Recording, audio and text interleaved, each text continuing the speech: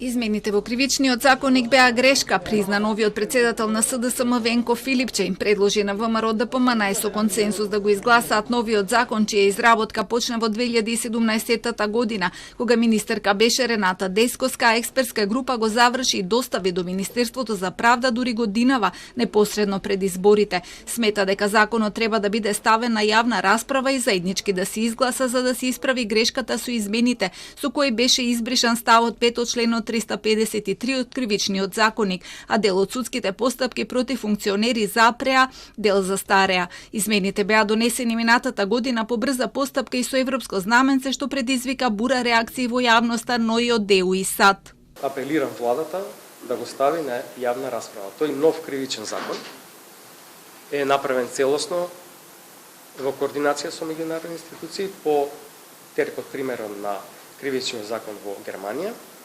И сметам дека што поскоро треба на јавна расправа, да го разгледаат експерти, да окажат своето мислење, да се вклучи стручната фела и заедно со консензус да донесеме еден таков нов, како што доликува, кривичен закон. Не е доволно да кажеме дека сме сгрешиле, што сме донеле таков закон, еве одиме чекор понатаму, таа грешка да исправиме на овој начин.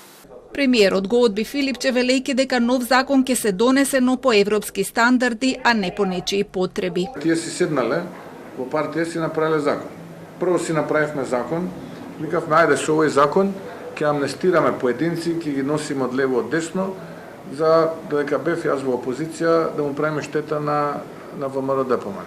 Не им успе тоа. Ете, дел се спаси. Тие дел што им беа предметите застарени, тужеа и добија оштета од државата, народни пари. И сега тоа е све завршено, тоа не важи, жал ни е што сгрешивме, потрошивме милиони ваши пари, жалиме за тоа. Сега ќе правиме некој нов закон, што правиме со оние дела кои што застареа и кои што вие граѓаните плаќате оштета затоа што тие дела застареа. Ќе вратат ли од украдените пари што ги крадеа овие 7 години? На денешната прва официјална средба со новинарите откако стана председател на СДСМ, Филипче упати многу критики за едномесечното владење на ВМРО ДПМН. Обвини дека се враќа старата политика во која Македонија е рај за ефтина работна сила, дека не предвиделе покачување на платите во ниту еден сектор, а немаат ниту план и патука за надворешната политика на земјата и преговорите со ЕУ. Го критикуваше и заемот од Унгарија, за кој вели дека е со висока каматна стапка и без контролен механизам.